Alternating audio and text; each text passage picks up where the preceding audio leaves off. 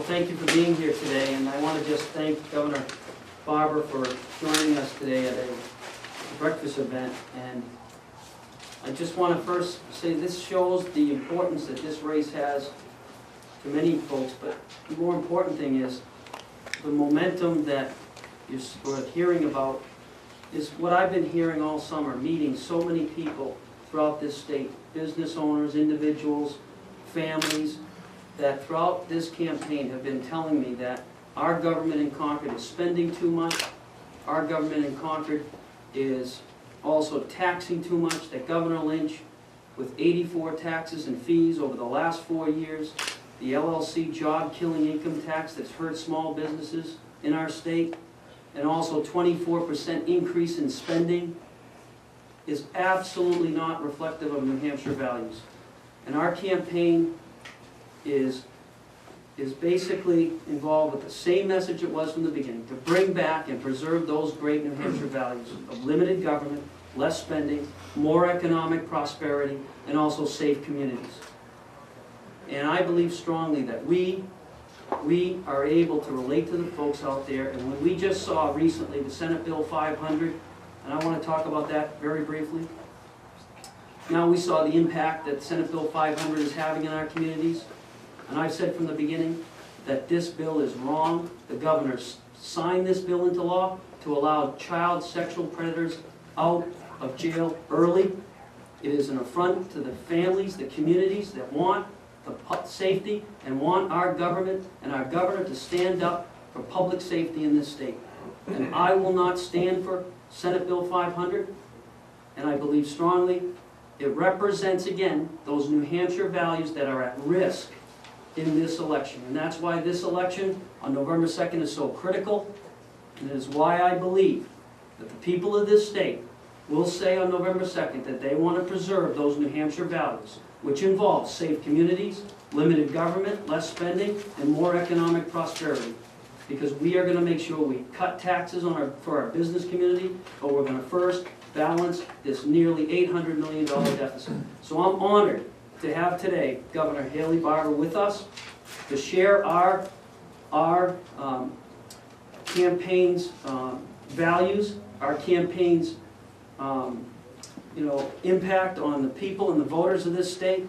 And as you're seeing throughout this election, is the voters are now starting to pay attention, and it's very important in this critical election on November 2nd that we're able to meet as many voters as we can. In the next 5 weeks, we will be out in every single town and community talking to voters, and that's what matters most. Thank you for being here, and I'm going to hand it off to Governor Barbour. Thanks, John. I don't have much to add except that as the chairman of the Republican Governors Association, I'm glad to be here in New Hampshire for John. We think this is one of the best chances in the country to elect a new Republican governor. We're really pleased with the campaign that John's run, his energy, his hard work, but also, and very importantly here, the tremendous organization, the numbers of volunteers, the fact that we just had a standing room only breakfast and they brought in tables and chairs for people to sit for the first 15 minutes that we were there. As chairman of Republican Governors, our goal is to elect more Republican governors. And we look hard at races about where we're going to put money, because the people who are generous enough to give us their hard-earned money deserve for us to use it where it makes a difference. We don't pay for sure winners, we don't pay for sure losers. We try to participate in competitive races where we can make a difference. We have been involved in this race, and we will continue to be involved in this race because we believe that John Stephen is a candidate who can win. Going to be a competitive, close election, but we are excited about the progress his campaign has made and where he stands today. With that, we'll take questions.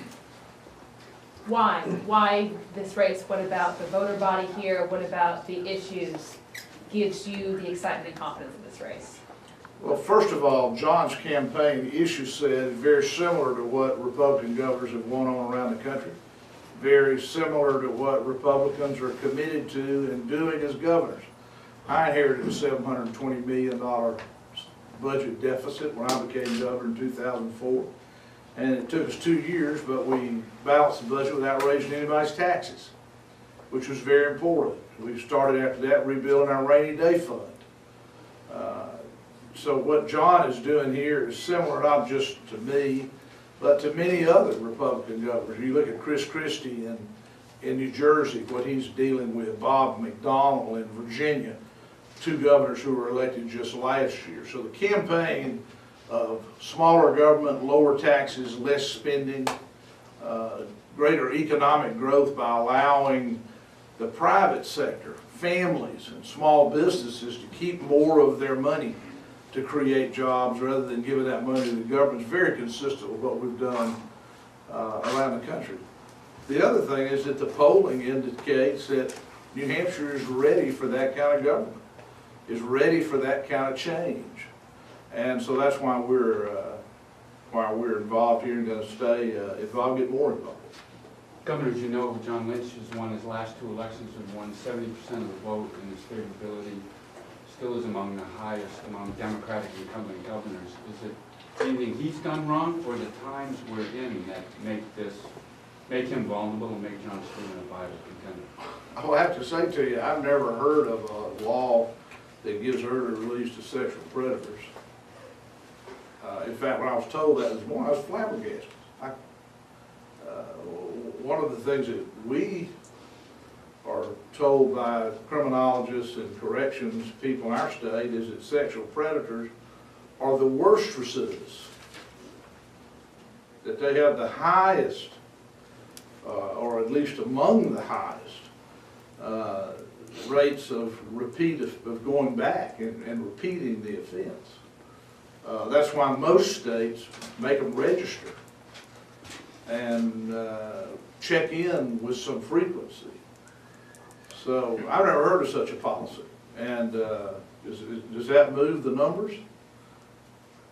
I can't imagine that it does. Governor, nationally, the election seems to have been absorbed with federal issues, reaction to the White House, reaction to Congress. How do you translate that into governor's races where you're running on state issues? They're actually enormously intertwined. And the reason is you see the federal government, when the average American, whether in New Hampshire or Mississippi or anywhere in between, is focused on job creation and the need for economic growth, where those Americans are terrified by this spending spree that the federal government has been on. They're worried about huge tax increases just around the corner. The deficit and debt that's related to all that spending. And yet the federal government spends a year working on health care reform, which to the average American says, why aren't you worried about jobs like we are? Why aren't you worried about controlling spending like we are? Then they find out that health care reform is going to make health care costs go up.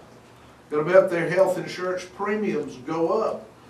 These are very related to state issues, because in the states, they look for state government to be trying to generate jobs, to be focused on that rather than what the federal government has been focused on. So where you see state governments that are very similar to the federal government, then you see a lot of people who want to change, because there's a tremendous amount of opposition and dissatisfaction with what the federal government's done in the last 20 months.